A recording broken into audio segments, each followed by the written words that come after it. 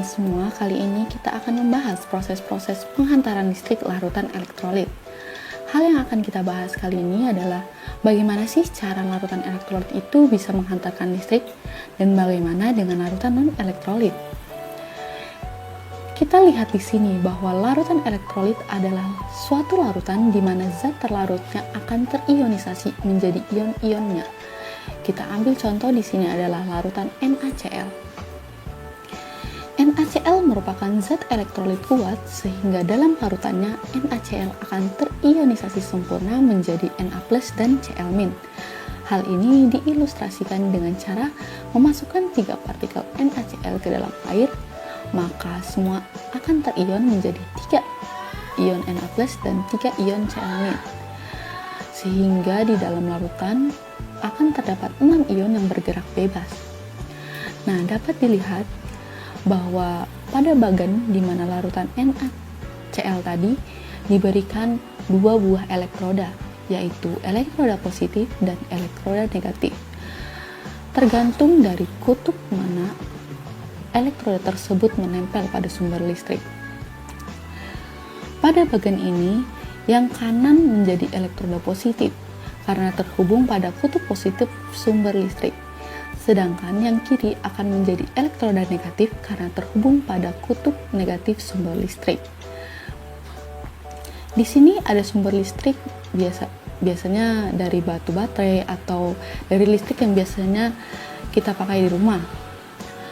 Pada saat listrik belum dinyalakan, ion-ion masih tercampur aduk. Namun saat sumber listrik dinyalakan, maka anion atau ion bermuatan negatif akan bergerak ke elektroda positif untuk melepas elektron, dan kation yang bermuatan positif akan bergerak ke elektroda negatif untuk menerima elektron. Kita lihat di sini, ketika listrik telah dinyalakan di dalam wadah, maka elektroda positif ini akan menarik ion-ion bermuatan negatif atau anion, yaitu Cl-. Cl di sini akan bergerak menuju elektroda positif, kemudian akan melepas elektronnya. Kemudian elektron tersebut akan dialirkan, lalu diteruskan ke elektroda yang berada di sampingnya, yaitu elektroda negatif, dan akan diterima oleh Na+ yang sudah mendekat pada elektroda negatif. Jadi, pada skema ini yaitu elektron mengalir dibawa oleh Cl pin, dilepas melalui elektroda, mengalir melalui kabel listrik, masuk ke elektroda negatif, kemudian diterima oleh ion Na, maka akan terjadi aliran elektron yang biasa disebut aliran listrik. Jadi dari skema ini dapat disimpulkan bahwa aliran listrik akan ada jika ada ion-ion yang bergerak bebas untuk menghantarkan elektron. Pertanyaan selanjutnya yaitu bagaimana dengan larutan elektrolit lemah? Apa perbedaannya dengan larutan elektrolit kuat? Berbeda dengan NaCl yang termasuk elektrolit kuat. Asam cuka atau CH3COOH adalah salah satu contoh elektrolit lemah yang terionisasi sebagian. CH3COOH akan terionisasi menjadi CH3COO- dan H+. Untuk reaksi elektrolit lemah ini adalah reaksi dua arah yang ditandai dengan tanda panas seperti ini, yang artinya dari hasil produk akan ada yang kembali menjadi CH3COOH kembali. Sebagai ilustrasi dapat kita lihat di sini CH3COOH memiliki derajat ionisasi 0,6, yang berarti 60%-nya terion dalam larutan. Maka jika kita masukkan 3 partikel CH3COOH ke dalam air, maka yang terurai hanya 60%, yaitu 2 partikel saja yang terurai. Kemudian menghasilkan 2 ion CH3COO- dan 2 ion H+, sehingga dalam larutan hanya terdapat 4 ion yang dapat bergerak bebas dan menghantarkan arus listrik. Untuk satu partikel CH3COOH yang tidak terion akan tetap menjadi bentuk molekul CH3COOH. Karena CH3COOH hanya terion sebagian, maka ion yang dihasilkan pun semakin sedikit. Oleh sebab itu, aliran elektronnya atau aliran listriknya lemah, karena hanya sedikit molekul yang terurai menjadi ion yang dapat menghantarkan elektron. Jadi dari peristiwa ini dapat kita simpulkan bahwa semakin banyak ion, maka daya hantar listrik semakin kuat. Dan jika ion yang dihasilkan sedikit, maka daya hantar listriknya akan lemah.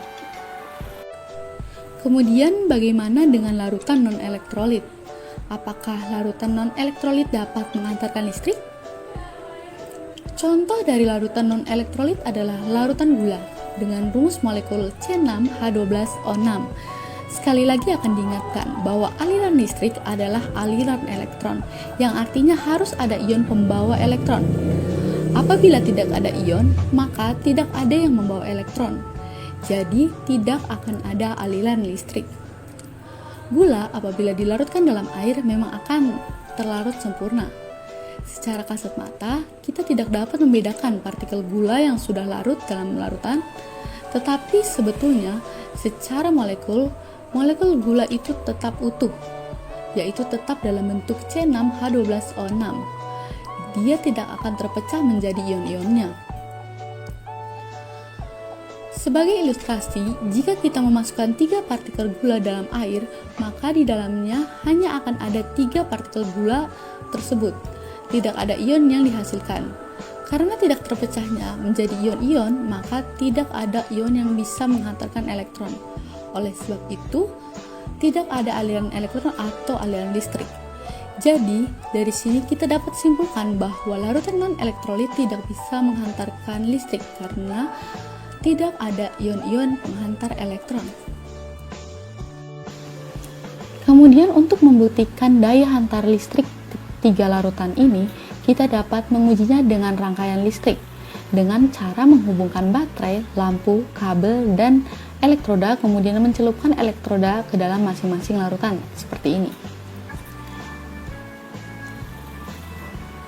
Untuk larutan garam, karena menghasilkan ion dengan jumlah yang banyak, maka daya hantar listriknya paling kuat, sehingga nyala lampu terang dan muncul banyak gelembung gas. Kemudian untuk larutan cuka, karena jumlah ion yang dihasilkan lebih sedikit, maka daya hantar listriknya lebih lemah, sehingga nyala lampunya sangat redup dan gelembung gas yang dihasilkan lebih sedikit. Dan untuk larutan gula tidak memiliki daya hantar listrik, sehingga lampu tidak menyala dan tidak ada gelembung gas yang dihasilkan. Jadi kesimpulan yang dapat diambil dari percobaan ini adalah untuk larutan elektrolit kuat akan menghasilkan nyala lampu yang terang dan gelembung gas yang banyak. Sedangkan untuk larutan elektrolit lemah akan menghasilkan nyala lampu yang redup dan gelembung gas yang sedikit. Yang terakhir untuk larutan non-elektrolit tidak akan menghasilkan nyala lampu ataupun gelembung. Sekian materi pada kali ini. Sampai jumpa di pertemuan selanjutnya.